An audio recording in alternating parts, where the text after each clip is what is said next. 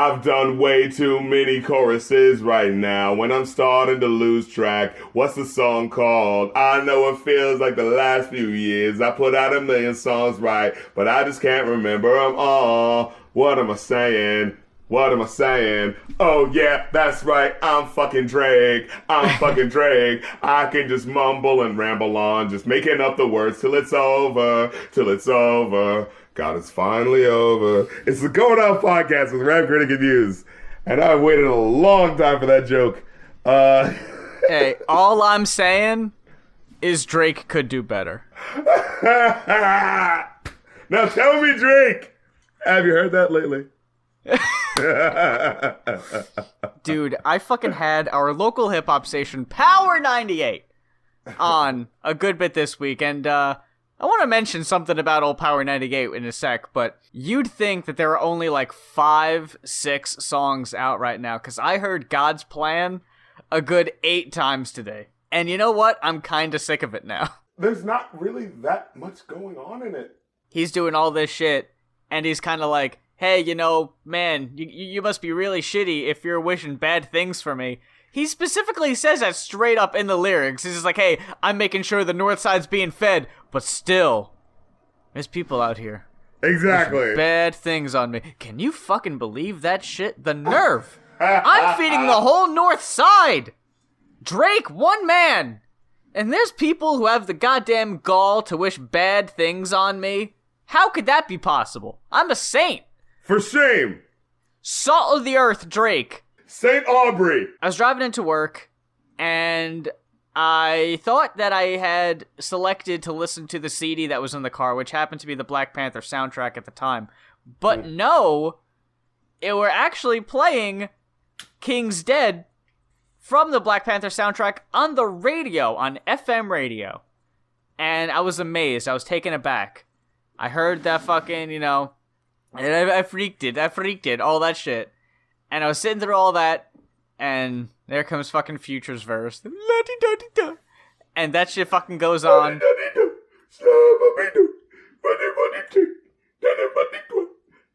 And the fucking Kendrick chorus repeats, and then it just ends. You don't even get the red light, green light. You don't get any of that. The fucking second half of the song with Kendrick is the only part of the song worth listening to, and they cut it off. I was so mad. That's like when, oh my god, I have had this this feud with public radio. When they won't play TLC, the Waterfalls, Left Eye's verse. What? They don't? Yeah, you never heard this? Oh my god, that's insane.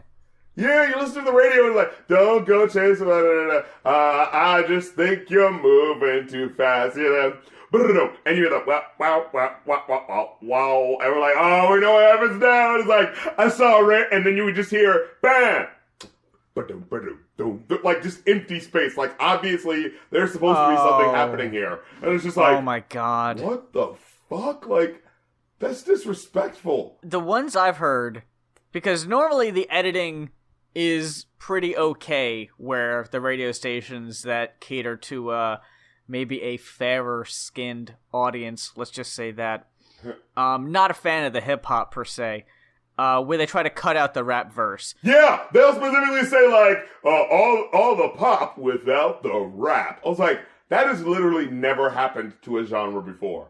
To say, let's have this music literally minus a certain genre. Like, has there ever been like a radio station that's been like, we're the hip radio station that's not playing blues in the 40s? Like, that wouldn't make sense. They actually have a bumper that says that? Yes. Oh, that's crazy. See, around here, they're a lot more subtle about it. I played it in one of my episodes once. Yeah, it's actually really messed up. And when I went to California, I heard that shit in full swing. I was like, oh my god.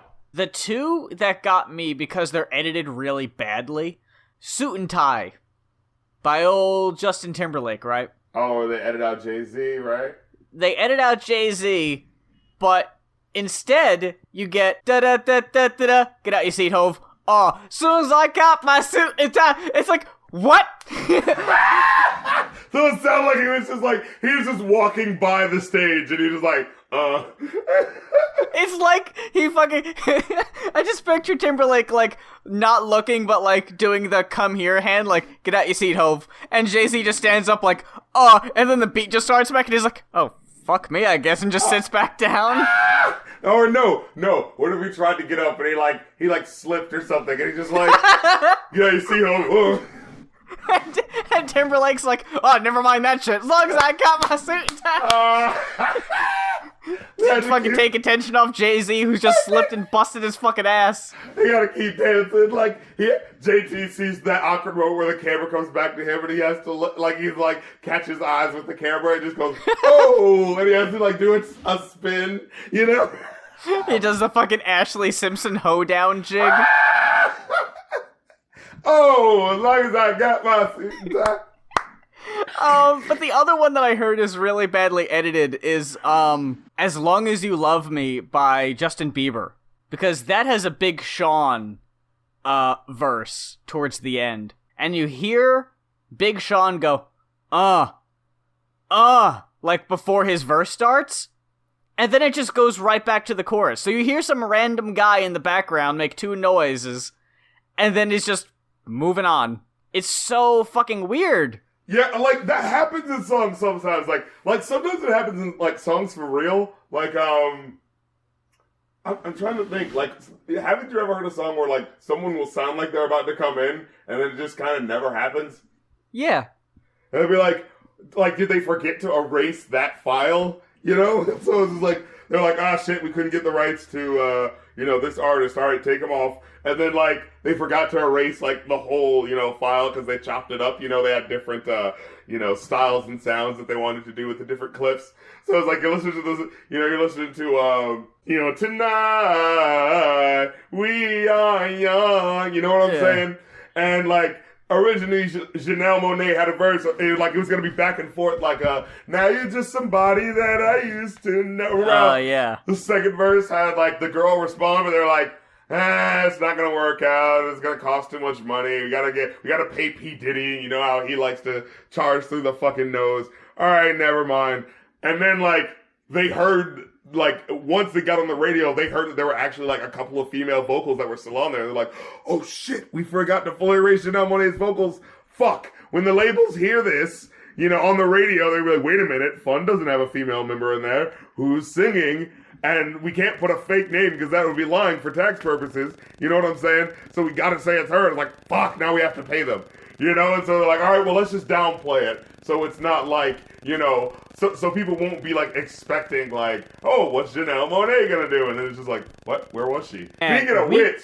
We couldn't have timed that fucking Patreon request any better. Good Lord!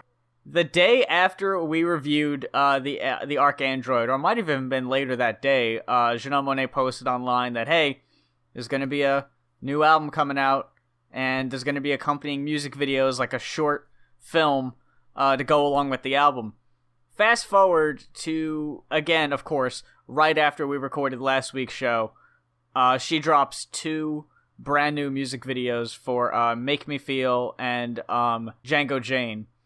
And holy shit, not holding anything back. This is fucking full force. Black excellence.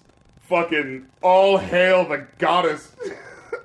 There is, at this point, if they still continue to ignore Janelle Monae on the goddamn radio, we'll know that it isn't just a fucking coincidence. We gotta fucking picket this shit. This ain't right. She couldn't even get Yoga played on the radio more.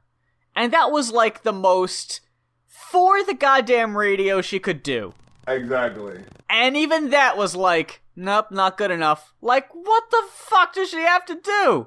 And I liked that song. I really did. So I was like, what the hell? Not even gonna get that? People were commenting on how Make Me Feel sounded very Prince like. And it does. It's got some like funk grooves in there. Come to find out, Prince actually wrote the goddamn music and wrote a good bit of the album. So, like, if fucking Prince is writing a song for you, and that shit sound like Purple Rain, you're performing Purple Rain. Like, But the thing is, I feel like it still pops on its own, though. You know what I mean? Oh, yeah. Oh, and the music video. Oh, my God. The music videos are fucking fantastic. This shit might trigger, like, an entire new genre of shit. Like, Jesus Christ. The futuristic, that San Junipero Black Mirror episode-esque 80s sort of shit that was going on with fucking Tessa Thompson's fine-ass. Dude, yo, I don't like to sexualize, but god damn. Y'all gotta excuse me. Like, alright, look. If a woman's walking down the street, she's wearing a black shirt, whatever, and someone decides to say, oh my god, you're hot, hey baby, blah, blah, blah. I understand, fuck that guy. But yo, my girl was up in this video looking flat as fuck. And I'm just like, I can't do nothing but acknowledge that. Like, I feel like I would be doing a disservice to the universe if I did not ring the alarm and say, ladies and gentlemen, you know, come on to see some of the most beautiful women in the world. Like, Jesus Christ. And she's so, oh my God. Like I said, it's not like she was like, oh, I'm trying to do a normal video and like motherfuckers keep sexualizing me. You know what I'm saying? Like, it's like, no, she was fucking flung that shit. She owned that shit. She owned her sexuality in a way that was just like, I don't know what it is. There's some way that you can just tell when you're just watching something where you're just like, yo, like, I can tell she's not give a fuck what I think. You know what I'm saying? Like, that Nicki Minaj Anaconda video, like, so, you know, you had some white dudes up in there, you know, you had some black men up in there, you know, saying like, hey, dude, this will look sexy. But this video looked fresh, man. It looked like the style it just popped. You know what I'm saying? The music popped, the visuals popped, it came together. You see her sliding and jumping all over the floor. I was like, oh my God, like, dude, it was out of this world. And then, I think I'm already about to explode from watching this first video, and I'm like, no, we're not done. We're not done. You thought this was done? No, that's the first act. Turn your attention to the screen on your left, so you can see what the fuck Jane has in store for that ass, bro. She goes in. She is not playing no games on this record. Like that first one was like, no. That first one was like you like this sexy shit. You like my body. I'm looking sexy, and the second one was like, all right, look me in my eyes and fucking pay attention. I got something to tell your ass. I was like, oh shit, dude. When she started rapping, I was like, what? Because here's my thing, I forgot on the Tightrope remix. Yo, your girl came with some heat. Your girl had some heat. I forgot. And I was like, yo, you reminded me. Like, how could I have been such a fool?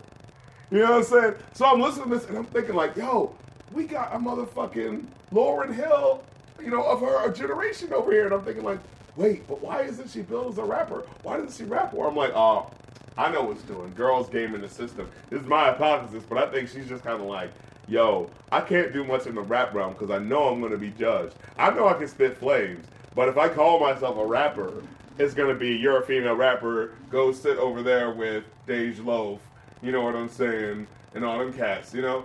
So it's like, oh, no, I'm an R&B futuristic singer. See, there's not as much Afrofuturism. That's kind of new to people.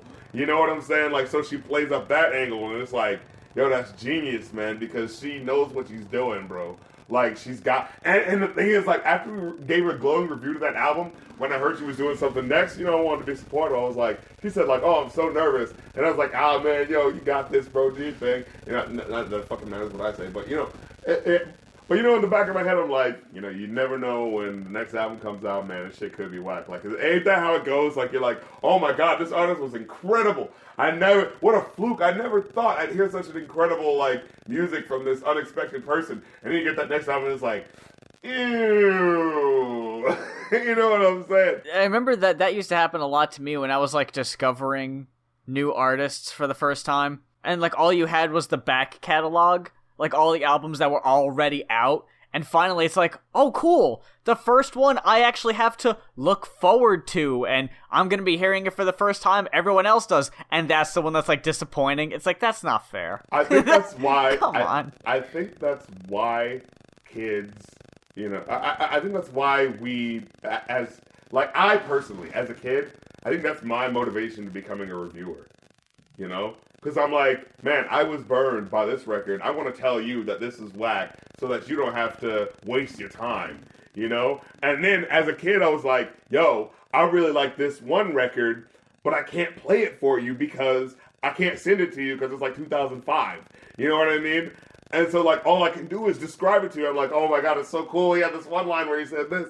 You know what I'm saying? It's like, and I want to tell you about it. I want you to listen to it, but I don't have the record myself, you know? And so, like, that's kind of how I got into reviewing. I was like, you guys, you got to check out this record because someone told me about it and I finally bought it. So now I got to tell you about it. You know what I mean? It's like you want to spread the good stuff. You know, I feel like being a reviewer doesn't start from a place of, I can't wait to ruin someone's career. You don't start like that. Yeah, you right. You start from a place of, I can't wait to look out for other people like me so I can let them know what's really popping. I really wish if there was one thing that reviewers, and I'm not talking about like just us, but I'm talking about like people in publications like Rolling Stone and Pitchfork and all that shit, like quote unquote respected reviewers, right? If the thing I want to see them accomplish is actually getting people to buy records again. Yeah. Like, we're still in an era of singles where, like, only a handful of albums even go platinum anymore, to where, like, it actually is kind of a big deal because it's so few and far between. When records went platinum before, it wasn't out of necessity. It was out of necessity. It was like, if you want to hear this record, you have to buy the album. You know what I'm saying? Right, yeah. And you know that there's some other shit that they probably got for you. You know, if you get it, you don't just get that song. What about these other songs that maybe other people haven't even heard yet? So you're going to be on the curve. You're going to be ahead of the curve, you know, in terms of popularity. You know what I'm saying? But like, it's like people hear the one song, right? And they're like, oh, that song is the shit. They'll download that one and then not even give the rest of the album a try because, unfortunately, in a lot of the time, the rest of the album isn't fire. It's not as good. It doesn't even compare to the songs you hear on the radio. So you think that's why Drake did this publicity move where he only put out 2 songs and kind of like called that an album?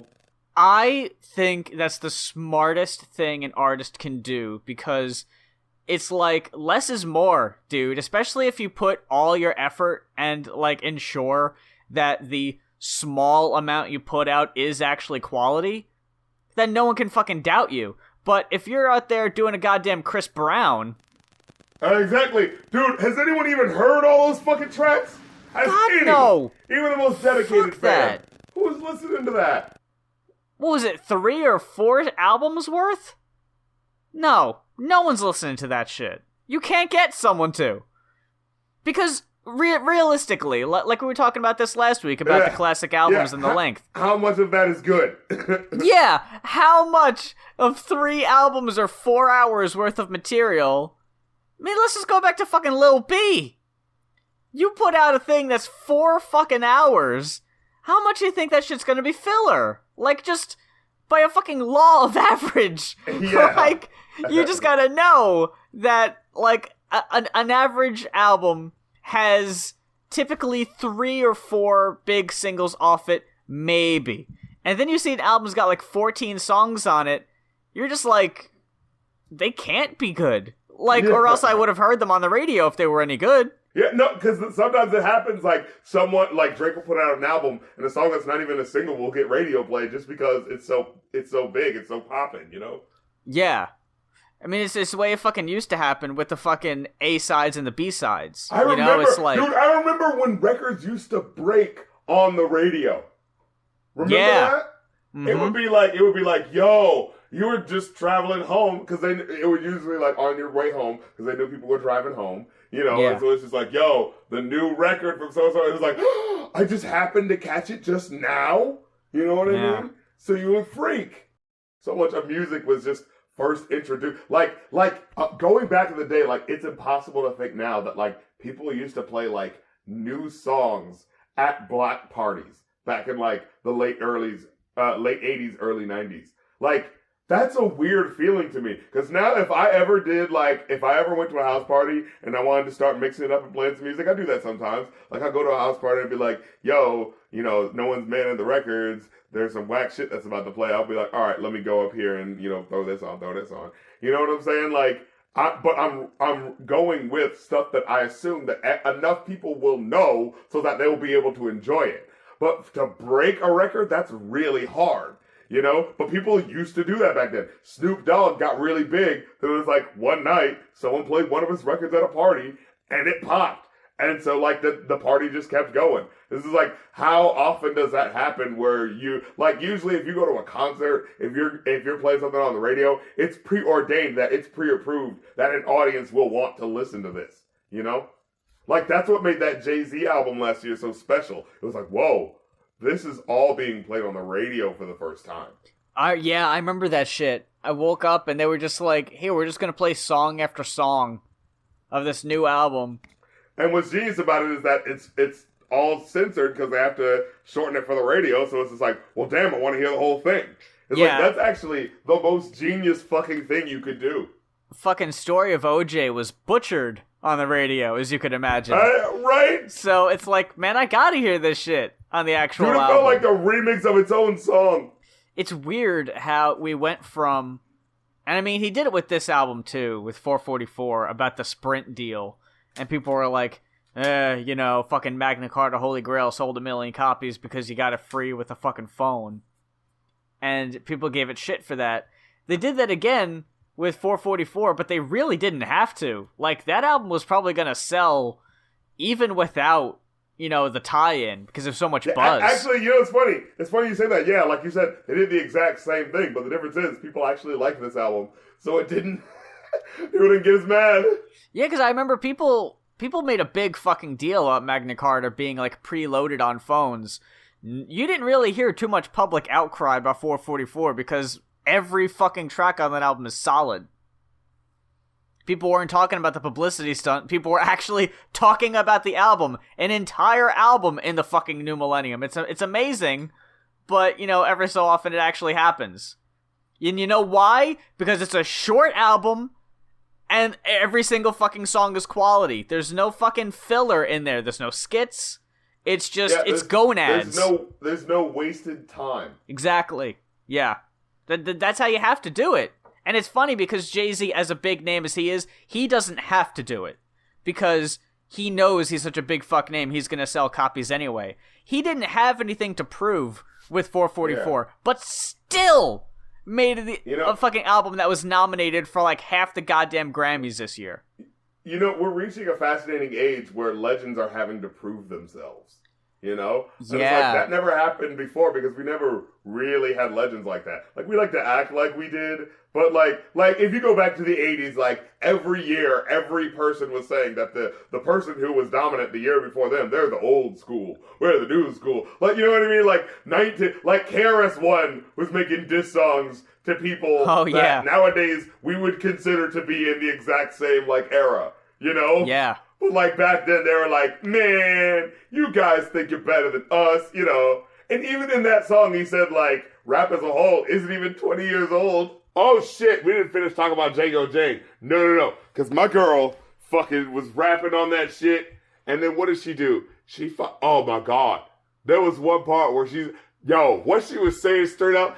I've, like, started 5 sentences and I haven't even finished them. I'm just so excited. These motherfuckers come in, all right. Like, we come into the room and we just see the music and the elegance, and she starts like rapping, and you think it's gonna be for a couple of lines, and she keeps going, and she's got good lines too. Like, she's like, "Yo, it's about time for y'all to, quit the mansplaining and let the vagina have a monologue." I was like, "Oh shit,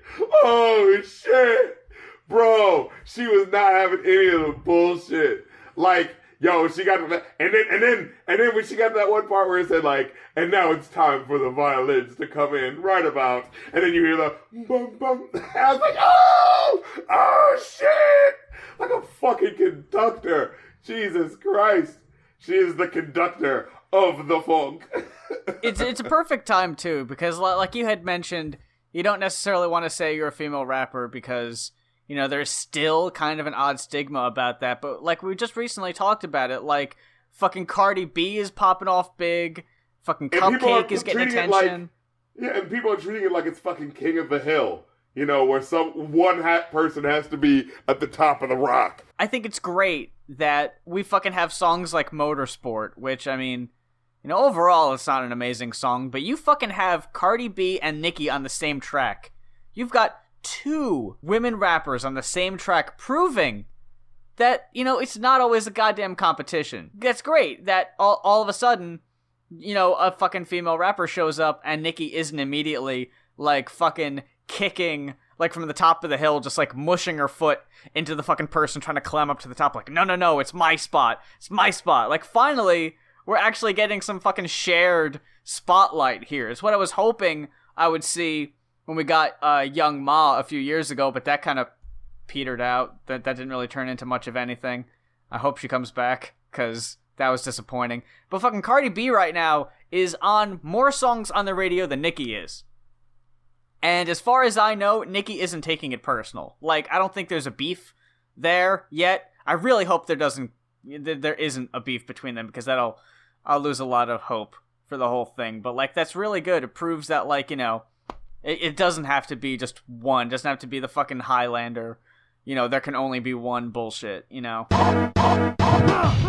So for today's request, we have Walking Under the Stars by Hilltop Hoods, requested by Riga. So here we go, man. Like, tell me what's your thoughts going into it initially? I made sure to ask you ahead of time if you ever heard of either of the artists that we'll be talking about this week, and you were like, "Nah, I don't think so." And I think we're so lucky that there's chances and there's weeks like this where, thanks to the Patreon requests, we're being introduced to artists that we probably wouldn't have ever heard of otherwise. And just, like, even though we've never heard of either of these artists, this is fucking ArchAndroid and Black Panther soundtrack all over again, where it was like, I could listen to these 2 albums back to back all week, no complaints. It's just solid. Hilltop Hoods, it's different than what I would normally listen to. I'm gonna say that because it's a bit more singy at points. Like someone can rap. Yeah, someone's rapping, but they're also kind of doing it in a sing-songy voice. If I don't know, like a Bone Thug sort of thing. Yeah. And it's like like you said, like there's a certain like elegance to that. This album varies in a lot of use of orchestra.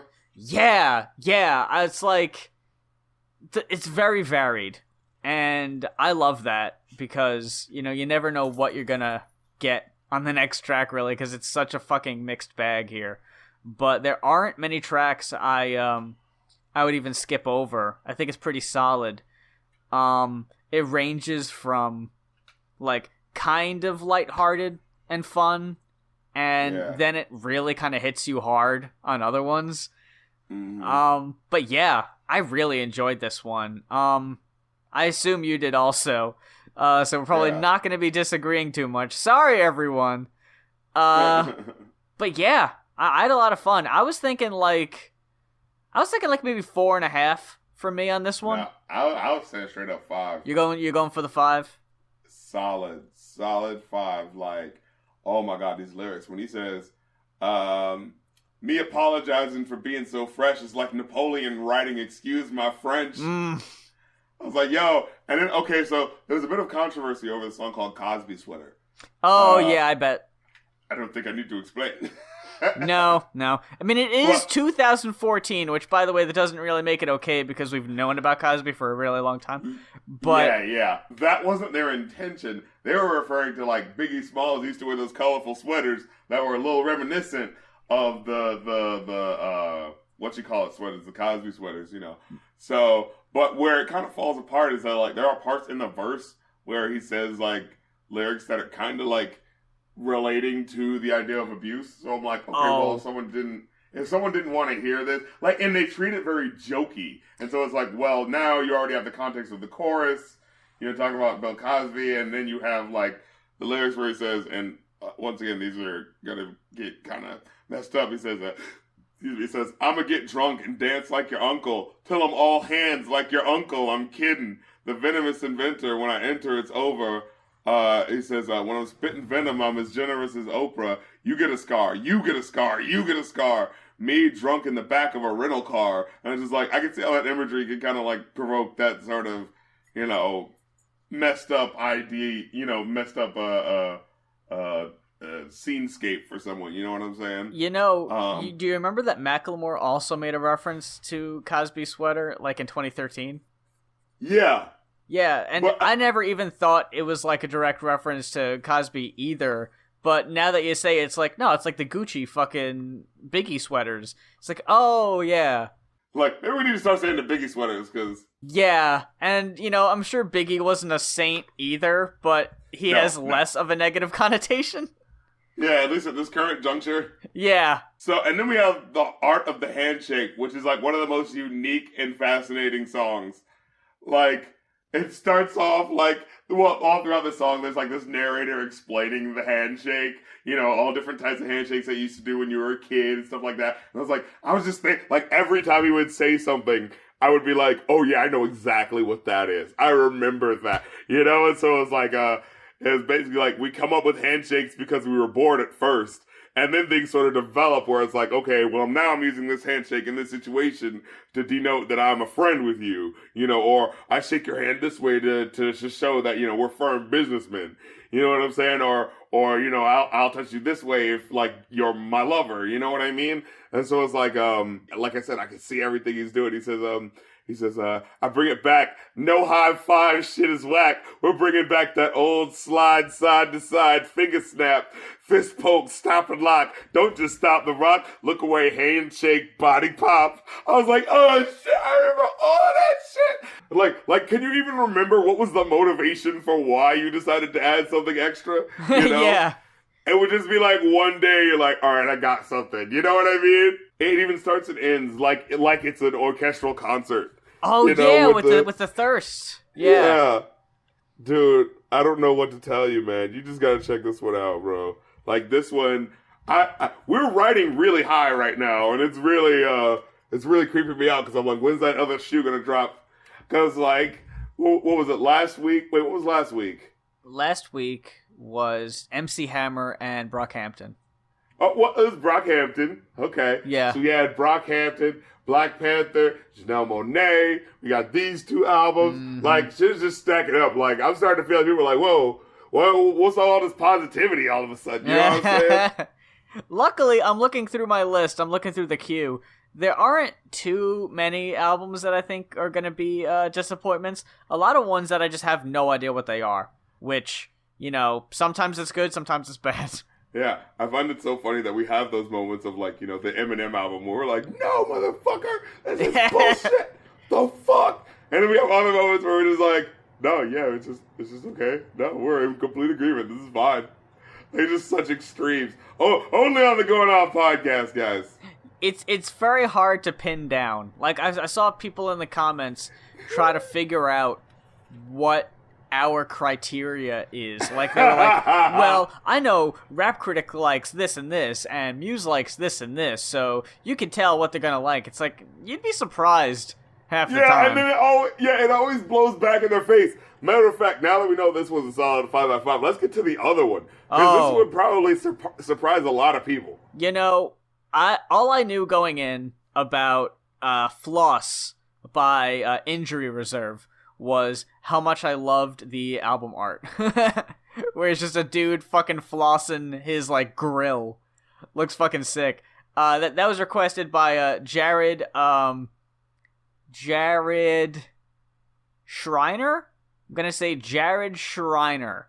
Thank you very much for requesting Floss by Injury Reserve. And by the way, if there are albums that you would like us to review on the podcast and you want to put in a request, it is as simple as a one-time pledge to either of our Patreons. Head over to patreon.com/rapcritic or patreon.com/muse for details. I knew nothing about Injury Reserve other than the fact that I vaguely remembered seeing that they were listed in having one of the best albums of last year, and I never got around to listening to it. but after listening to Floss, you bet your ass I'm gonna make it a fucking point to scope that one out. Because Floss is, from me, a straight up 5 out of 5. Like, I was listening to Walking Under the Stars after I listened to Floss, and it didn't hit me quite as hard, but I think if I didn't listen to Floss right before it, like, I think that was to its detriment, because I was riding really fucking high off Floss, and I was like, like, I wasn't as big of a fan as the sing-songy choruses or whatever, but I was already so used to the style of Injury Reserve. I don't even know what the fuck I've been doing sleeping on Injury Reserve. Or what the fuck everyone around me has been doing not mentioning them for years, that I'm just now finding out about them. But wow. I really like this album to the point where I don't know if it's available in a physical copy, but if it is, I'm fucking buying it. I'm copping this shit right after we fucking finish it. Yeah.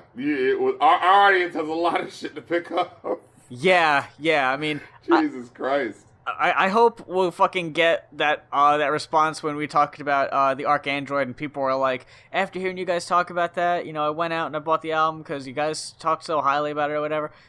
People might already know everything about fucking Floss, and we might just be late to this shit, but wow.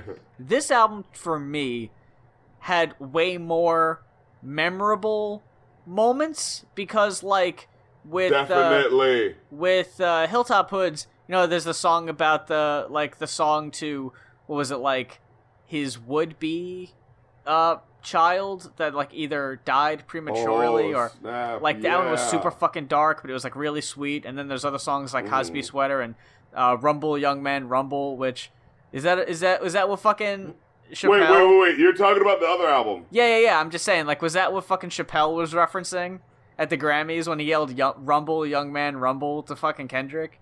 Holy shit. It might just look like he's rapping, but that young man is taking some big chances. Rumble, young man, rumble. I don't know. That might even be a reference to something else that Hilltop Hoods is referencing. I don't know. Yeah. Like it's some like Dostoevsky or some shit. Right, but fucking... Or like Rocky or something. But Injury Reserve, from Oh Shit to Bad Boys 3 to S on Your Chest to fucking 2016 Interlude.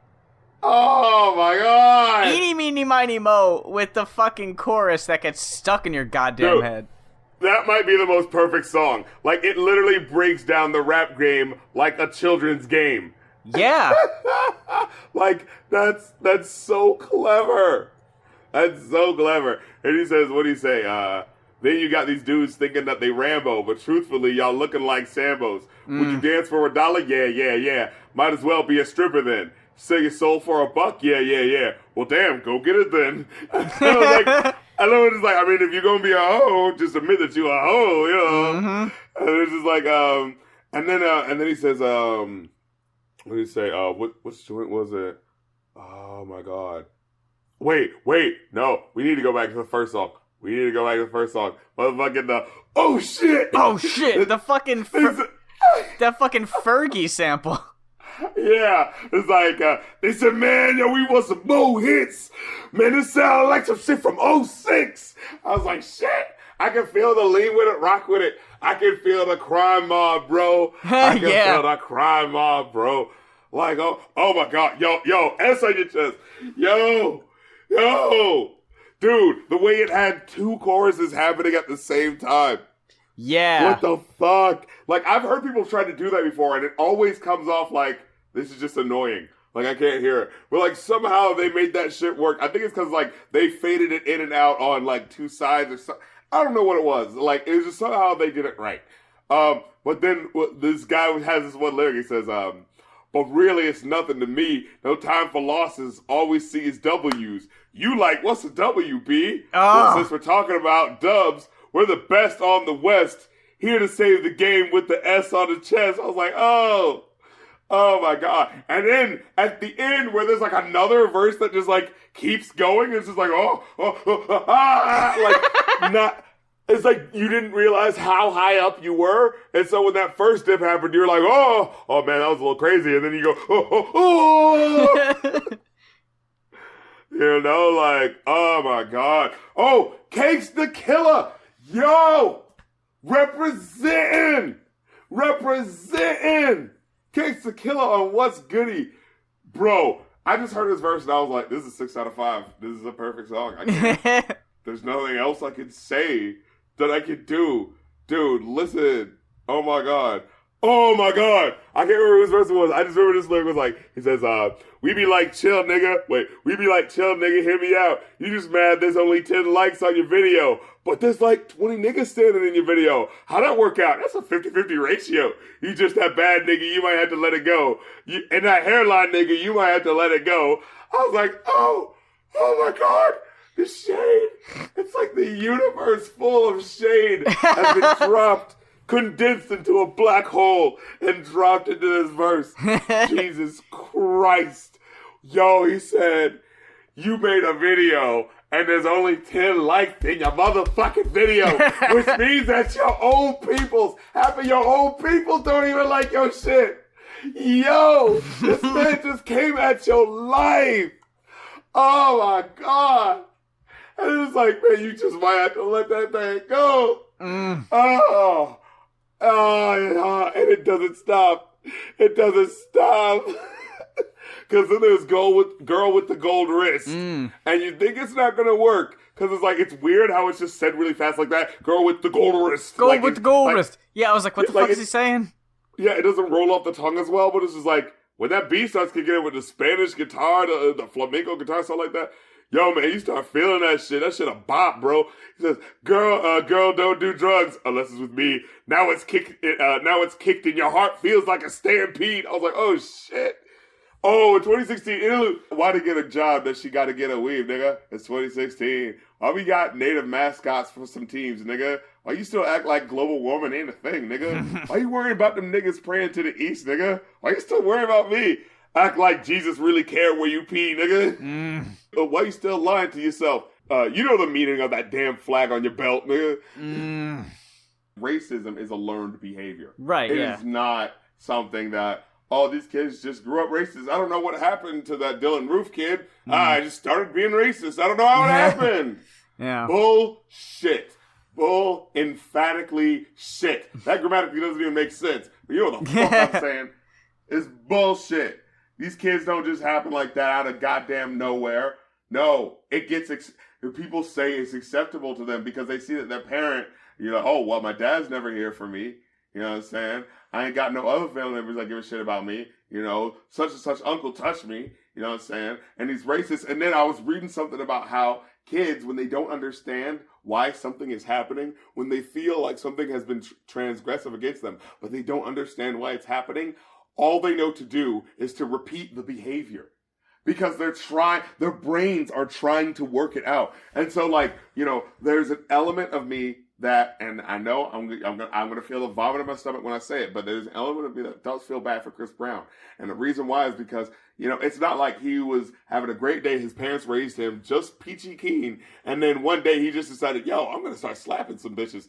No, that's not what happened. What happened was, he saw, you know, his mom getting her ass beat by, you know, her dad who was a fucking drunken douchebag. You know what I'm saying? And he was traumatized. And he was like, but in his mind, he's saying, wait a minute, but parents, older people are supposed to tell me what's right. But this person's doing this thing. But this thing is really scary. So it can't be right. But the parent did it, so it has to be right. And so they don't know what they're doing. And so it becomes ingrained in them at the young age. And they're like, this has to be the way things are because it's easier. It's easier for me to just hit them if I'm annoyed. I don't want to talk about my problems. I just smack you until you leave me alone. You know, the point of the smack isn't the smack. The point of it is I don't want to discuss what my feelings are. I don't want to discuss the fact that maybe I was wrong about something. You know what I'm saying? I don't want to confront my issues, you know? It's what I think is so amazing that you hear the older generation talking about like how, like, oh, you know, they like to throw around like snowflakes and talk about how, young people these days and their feelings. It's just like, it's amazing because the only thing that we can expect to come out from expressing your feelings more and not being ashamed of your feelings and expressing yourself more is less violence. It's like, what do you have against that? Like, what horse do you have in this race that you think that, someone just like boys not being ashamed to cry and stuff, like, how much that's gonna save them and people around them in their own futures when they get older, and like how different and better of people that'll eventually make them because they're not actually letting all this shit build up over time and they're able to get themselves out there. And it's like just the way we have people to reach out to. There's so many different crisis lines to reach out to for just about every scenario. And just what you were talking about earlier about we always talk about representation, right? We always talk about how important it is to see people like you in the media, to know that you're not alone and all that. But like you had said about Emma, and, quite frankly, there's a whole bunch of them now, like kids from that school who are now, they have verified Twitter accounts. Fucking Emma has over 1 million followers on Twitter now, bypassed the amount of followers the NRA got in mere days.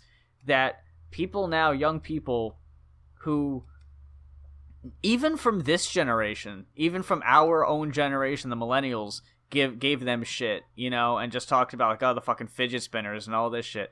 Now they're fucking seeing people their own age on TV, not just the representation, but like standing up and actually being voices, and that is even that transcends the representation, because now it's like, well, shit, now it's showing me that like people are actually taking us seriously, people are actually hearing what we have to say, and we use them as expendable, disposable, but we don't want to hear what soldiers they have to of say. war.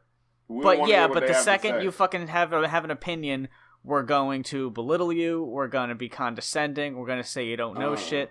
And now, for better or worse, because, I mean, God, the events in Florida, there is no realistic this shit good should have been outcome done at from this. Sandy Hook. That should have been our goddamn limit. Yeah, exactly. But, like, now it's actually, these people have experienced this. Like, there is no way you can look them in the face and say you don't know what you're talking about, when none of these senators or congressmen have had to survive a school shooting, run and hide in closets. They haven't had to do that shit. It has to come down to something, because you can't say, oh, well, it's the schools. Well, the schools had maximum security. Okay, well, let's just say the kid was mentally unstable. Oh, well, you made it easier for mentally unstable people to get guns. Yeah, I know, but, like, the warning signs weren't there and people didn't report them. Actually, they did for weeks. It's the fucking guns. It's not, well, maybe the kid was a white nationalist. He's a white supremacist. Homegrown terrorism, what are you gonna do? Oh, yeah, well, you took white nationalists, you took white nationalists and white supremacists off your terror watch list, so they're not in the goddamn database anymore. It all comes down to shit you did. Yeah. So at the end of the day, it's like, well, what's the problem? Oh, now you're just going to ignore it and think that we're going to forget about it and move on, except now these kids who have every person, every generation, no matter what party you belong to, yeah, they've never taken the time to just shame kids, because they always look at kids as being the voice of the future. You can't just shit on a kid. So now when the kids are the ones standing up and telling you that you're fucking up, what are you gonna do? Only a handful of totally irreprehensible people online and on the news have actually been going out of the way to shame them. But the people in office, the people in the White House, they realize that they can't fucking do that so easy. And that's the problem. That's why the problem isn't Trump. The problem is the behavior. This is literally the nightmare scenario that we thought was cute in the mid-90s. Remember that fucking plot where it was like the idiot who was always sort of like the black sheep of the family. He finally gets to be the head of the company,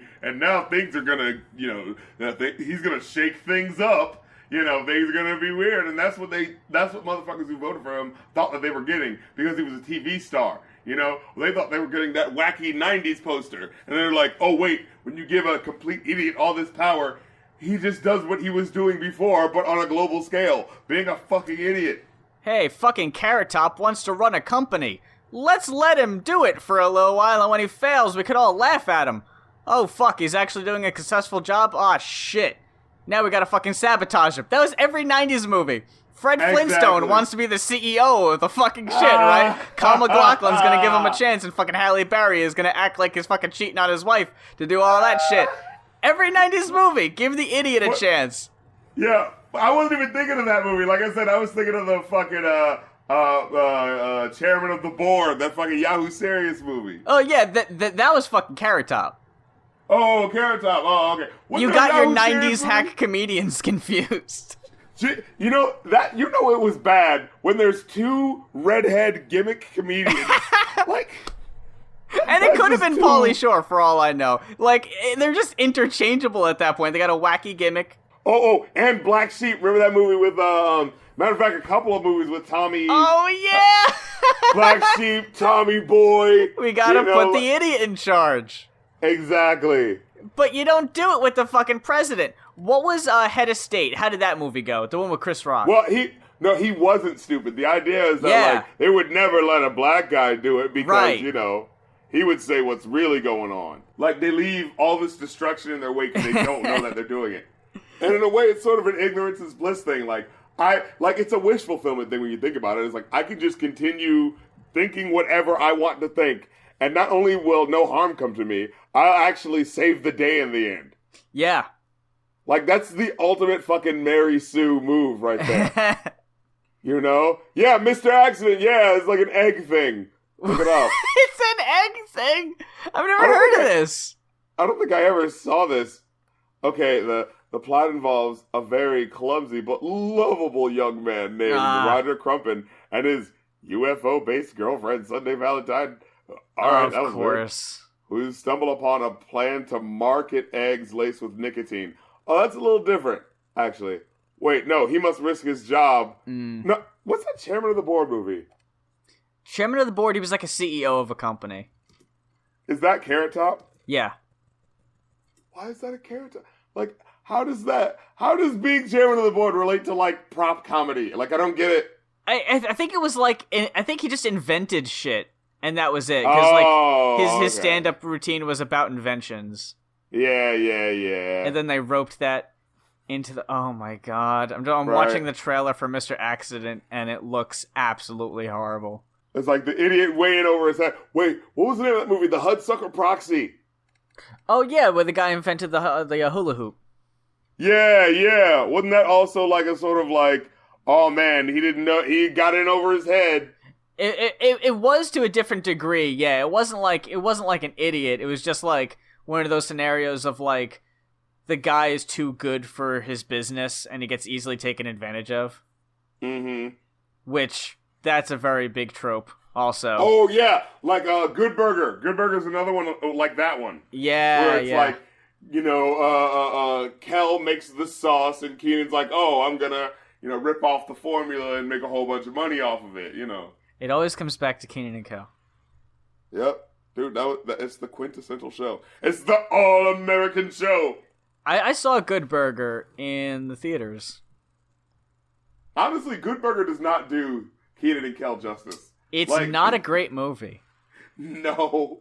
It's really not good. It's definitely the, hey, we're paid for the rest of our lives sort of thing. Like, movie, honestly, is like, that movie is like a thank you from the Nickelodeon studios. Be like, this is for all the money you've made us, like, for the past 3 years. Oh, yeah. It's like, all right, now let's give you your retirement plan. You know what I mean? Like, all that wouldn't have been shit without Keenan and Kel. Dude, honestly, have you ever tried to watch The Amanda Show? Oh, I think we talked about The Amanda Show. It's terrible. This shit is unbearable. There's no jokes. It was like LOL to Random before LOL to Random was like common. Yeah, it's like what was it? It was like hey Mitch, yeah, Clem. It's like what do you call a fish when it hits your face? I don't know what it's called. Face Fisher. And it just hits him in the face with the fish and he just goes, that's good. And that's the whole joke. The fucking, shit. What was that show? Hee Haw. The Hillbillies. The fucking Hee Haw bit. Yeah, or like, oh, now it's the dancing lobsters. Get it? Yeah. Look at them. Or the grades. Where, the Pizza Hut, but for grades. Where it's like, oh, order out and we'll get you the grades you want for your homework. And it's just like, that's a one-note joke. You can't take that anywhere. Because it's like, if you could order grades, you would either get all A's or you'd be like, oh, I'm going to get a B or a C plus every now and then just to throw them off. Yeah, exactly. But see, the thing is, at the end of the day, it's like, yeah, but then you have to take tests, though. So... I don't remember the sketches on all that being that stupid. I know some were. They were, but they were better than that. Jesus Christ. Like, Repairman, man. Like, that skit, like, it's weird. It's an absurdity sort of thing. It's like you have to be able to match the absurdity with the energy. And I think when you don't do that, like, it really is like that perfect timing sort of thing. And if you don't get that perfect timing, it just all falls apart. You know? They did the thing that SNL does where I think the sweet spot for SNL is like they'll keep a character on for like 9 years and then they're like, all right, we gotta fucking, we gotta retire your number. We gotta get someone new in here. Yeah. What the mistake they made with all of that is they realized that they had like a really small handful of characters that like people liked a lot more, so they kept them around for a really long time. Who's that one girl who did the vital information for your everyday life? Lori Beth Denberg. Oh my god, that chick was funny. Why didn't anything happen with Lori Beth Denberg? Because it was the 90s. I remember I wanted to hang out with her so fucking much. I was like, dude, I wish we were friends. Like, this chick is so goddamn funny. I remember fucking, what was her name? Katrina was cool, whatever her name was. She was like the shorter girl that did the Ross Perot impressions and shit. Yes! And she was good, too. Like, she was close to Jim Carrey. Like, she was close. I was like, for a kid, that's pretty damn good. So, it's like they put all their eggs in the basket of, like, 3 characters, and then they ended up, like, running them into the goddamn ground. Like, by the end of the cycle, Good Burger wasn't funny anymore. Yeah. Well, like, if you notice, the show really started from a very urban angle.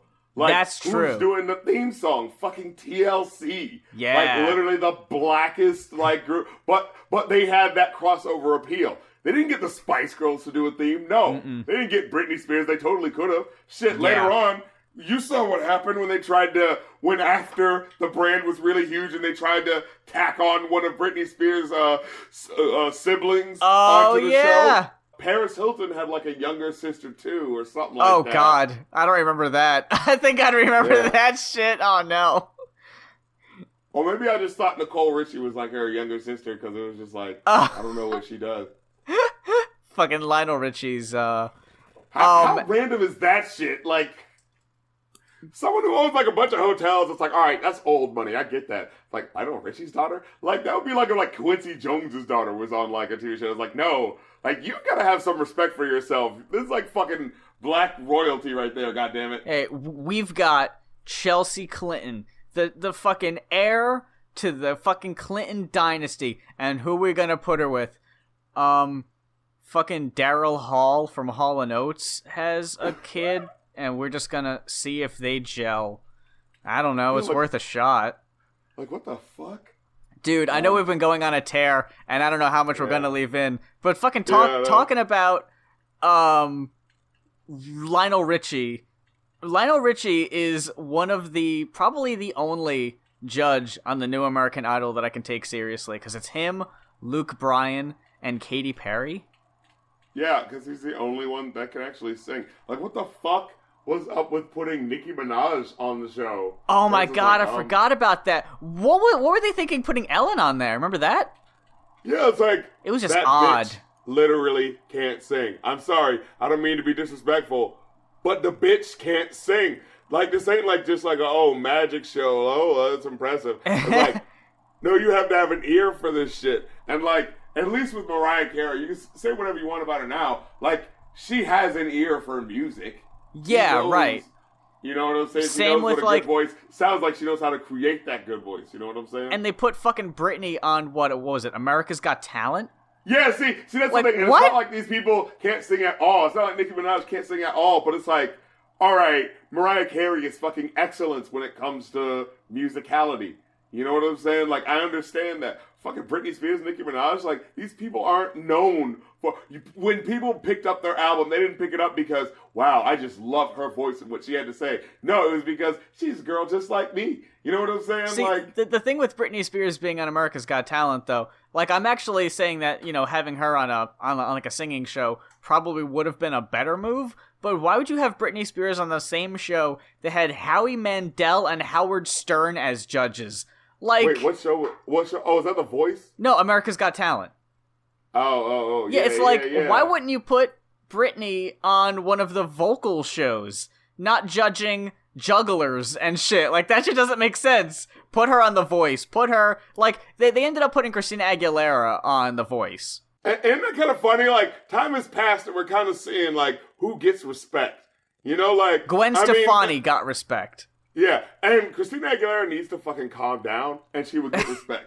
Yeah, like, that's true. Because it's like, dude, we know you can sing. Like, we know you actually have the pipes. It's just you're doing too much, and you're trying to prove yourself to us when you need to just relax. You're gonna go fucking full-on Mariah Carey in 2000s glitter if you don't fucking relax. You know what I'm saying? But, like, we're saying, like, Britney Spears, ain't no love for Britney Spears. Any love for Britney Spears is a very superficial love. She has some really good songs. Like, but there's nobody who's like, there are people like, oh yes, my life is Britney Spears in that era, but not now. You know what she is? Britney Spears is to girls what Limp Bizkit is to boys. It's like, I understand, like, I can look back on the era and be like, I remember how good those times were, but I can listen to that shit now, I'm not proud of it, you know?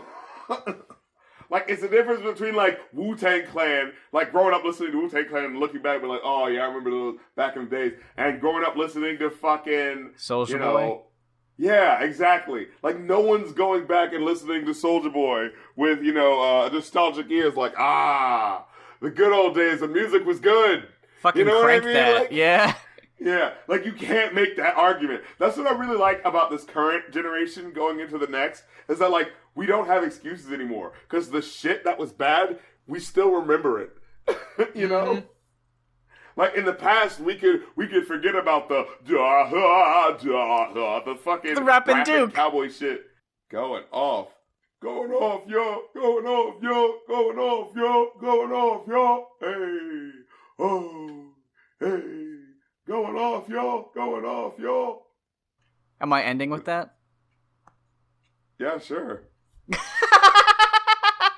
Yeah, go ahead. They did like that. Like, yeah, should I end it like that? Yes.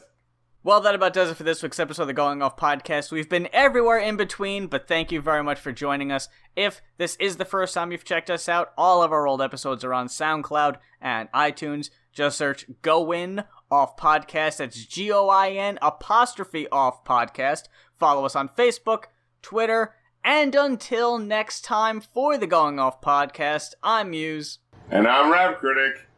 Hey, hey, hey, hey.